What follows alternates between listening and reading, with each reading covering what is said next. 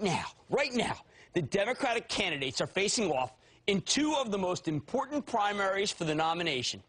And the one thing they agree on, both Hillary and Obama hate the oil companies. They agree you can't give a break to big oil. They are adamant that these guys are the bad guys and that they should be mauled with a windfall profits tax. Tonight, I am urging the Democrats not to take that tack. I am pleading. I'm on my knees here. All right. I plead that they not take a punitive stance, at least toward the companies that are drilling for natural gas. Why? Sure, renewable fuel. I love renewable fuels. Hey, solar. Oh, hopefully sugar and not corn-based ethanol, because we are tired of our food for oil plan that's crucifying mankind on a cross of ethanol and making chicken and beef too expensive for you. I know those are the fuels of the future, but they're the fuels of the far future. In the interim, there's coal, there's oil, there's nuclear, and there's nat gas. Let's go through these, Hillary and Obama. Coal, clean coal, oxymoron. Nukes, not in my backyard. Oil, running out. Natural gas, bingo! That was easy. It's clean. It's plentiful. That's right. There are still many finds to be had. Witness the Marcellus Shale in Pennsylvania, which could be an enormous source of natural gas and jobs. And it's just now being developed. Now, the politicians, I have a feeling when Obama and Hillary hear Marcellus, they think, a veal dish. Funny car veal. It's the secret to energy self-sufficiency, for heaven's sake. And they want to tax the veal dish. It's nuts. Today we heard from one of my faves in this industry. I am in heaven with this industry. I'm so happy. I'm going to play a little whack-a-mole. Whack-a-mole. Clinton, Obama, Clinton. Cramer. Right. Today we heard from Anna Darko, one of our absolute favorites. The one with that guy Jim Hackett at the helm. Remember, I did that at the Plaza. Hey, 2 thumbs up Plaza. You can't even go there yet. Maybe you can now. Anyway, we brought him back on March 25th. Yeah, we brought Jim onto the show. He's a handsome and powerful man, to quote Gene Simmons.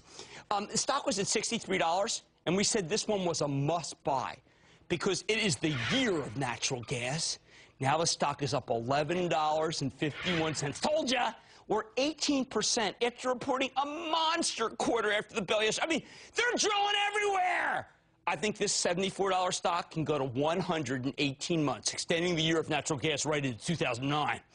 Anna Darko, unlike Exxon, wake me up, which is a big bank that's just buying back $8 billion in stock, Anna Darko is a believer and has been a believer in higher prices. I'm a believer. Hey, Neil Diamond, another network. I'm on the other. All right. It's bidding on land. It is buying leases. It is a combination of the nut job featured in There Will Be Blood and the Ewings in Dallas for the older and therefore less valuable demographic. In fact, the incredible drilling race between Anna Darko and Chesapeake in the Marcellus Shale reminds me of that whole season when Cliff Barnes was drilling against Bobby Ewing. And for the record, I was always a Barnes fan. They are going all out against each other, and I'm loving it. Producing natural gas for our country. I'm calling it energy self-sufficiency. The politicians must recognize that these companies are the future. And the integrated oils, which only somewhat believe in higher prices, have little or no growth. But the natural gas companies that are drilling like mad, they're all about 15% growth. How many companies do we have? Hey, you have any of those old techs growing at 15%? These are at 15% for as far as the eye can see. They have visibility, maybe even more, because they predicted higher prices, and they're operating on that correct assumption. These are wildcatters. And I'm going to list the wildcatters so you know what to buy anytime they're down. And they tend to go down midday when I'm not on. I mean, look, I would like to have the whole Cramer network. I admit it. I'm enough of an egomaniac to think I'd like to start at 6 and end at 7, block out everybody else. But that's not the plan, because I am a team player. Anyway, here they are. Devon, Apache, which was stupidly down the other day off of a great quarter, Anadarko, Southwestern, Chesapeake, and XTO, whose CEO, Mr. Simpson, stood right here, along with some of these other clowns. I mean, no, hey, just kidding. All right, anyway, these are all Cramer faves. Oh, he might have been over here. Oh, Jeff Zucker, most important man in the world. I didn't mean to do, I thought Iron Man was a Universal movie. I never would have done it, Jeff. I'm sorry. I was way out of line. Anyway, we have had CEOs of all but Southwestern on the show. We got to remedy that pronto. After the Big Six, there's the emerging player, El Paso, which I like so much I bought the company, or at least shares in it for my charitable trust, ActionAlertsPlus.com. El Paso just had a great find today off the coast of Brazil. These guys are drilling. How about the old-timers? And Canna, still flush. Yeah, you pronounce it like you have a Philadelphia accent. And Conoco, which they all laughed at, a la Carey when it bought Burlington, then the largest natural gas player. Who's laughing now? Didn't you love the fact that Travolta did his best work in that drenching her in blood?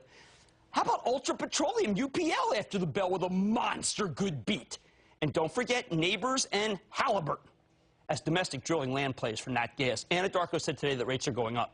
That may be big for this kind of drilling, especially in that veal dish, the Marcellus Shale. Now, let me give you the big wrap-up. We've been using $125 as the price target for oil for the last 2 years in the show, right? When it was like 60 and 80 and 90, we've been using 125. And sweet 16 for natural gas. Until today, we had the highest targets for oil on the street. Then Golden Slacks, which have been using $100, said today that $200 is possible for oil. He leapfrogged me. He pantsed me. I'm willing to say oil goes to $150, but right now oil is less important. My best players are in natural gas. I have been hounding you on this, okay? I hounded some woman today when I was having a cup of coffee. I said, natural gas. I don't care. She wanted to make nice about Iron Man. Natural gas. My credibility here is awesome, by the way. As I predicted just last Friday that Anadarko would have a blowout quarter yesterday, and that's just the most recent example. Hey, I also did that for Precision Passports. All right, the bottom line. I own natural gas for my charitable trust, and I am still buying these stocks. The group has much further to go. We are talking about a giugic, fantastic move here, and you have not missed that move yet. Now I want to be as fired up as this guest I'm about to have. And my guest is Melissa from Iowa. Melissa! Booyah, Mr. Cramer from the great state of Iowa. Oh, man. Me in the game. I love it. You guys have single-handedly ruined our food costs. Good to have you. Good to have you. I'm wondering if you're up for a little mini version of Am I Diversified? Done your way? All right. I am a big fan of Chesapeake Energy. Oh, love it. And I am doing my homework on Neighbors Industries. Fantastico. I'm wondering if the two companies are too closely related to keep me diversified. I got back from France 2 weeks ago, and the only answer I can give you is absolument. They are too close. I think that these are, in the end, both leverage ways to play natural gas, meaning they're spending a fortune on natural gas. They're just no holds barred, and I don't want you to own both. Push comes to shove. This is tough because Eisenberg at Neighbors is brilliant, and Aubrey McLennan is always welcome. And by the way, is a very, very good explainer of the natural gas situation, as he was a couple years ago when he explained that it was ridiculously cheap. You know what?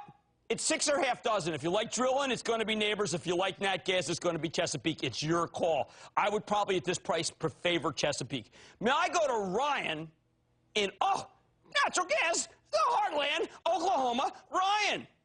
Hey, Jim, I got a booyah to you from the University of Tulsa. Oh, when they say that college kids don't watch TV, you got to give them something they like, for heaven's sake. What's up? That's right, that's right. All right, Jim, with the declining dollar and record-breaking prices in crude and natural gas, Petro-Canada is estimated to grow at 25% this quarter and over 50% next quarter. Tell me, Jim, is PCZ the way to play Canadian natural gas? Oh, amen. You're preaching to the choir, my friend. That is a dynamite stock. I have liked it. I also like Canadian Natural Resources. I mean, I don't want to slight anybody here. I like Suncor. But yours, Petro-Canada, it shows me that you and perhaps your whole state have, yes, indeed, horse sense. Can I go to Kyle in Texas, please? Kyle. Jim. Kyle.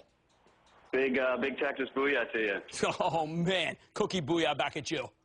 Thanks, Jim. Thanks for taking my call. I just want to say up front, I love all the work that you've done on natural gas and believe it's definitely a solution to many of our energy problems. Right. With that being said, I want to talk about XTO. The stock got hammered after earnings on April 23rd. but it's seen a nice bounce since then. I think it blows through 80. What do you think? I agree with you. You know why it went down? You know why it went down when they reported? Because of morons who were selling it knew less than the people who were selling Apache the other day. We can thrive over this factor. I call it the moron factor. People who know less than you and I do about what happens when a great quarter happens. I could not believe that XTO sold off. They raised all of their forecasts. They gave you a sense of visibility, and people sold it. That's why I keep coming back to the fact that this game, the stock market, is the greatest game in the world, because there are morons who pull the trigger. They know nothing. We know something. We can make money from them, and I thank you.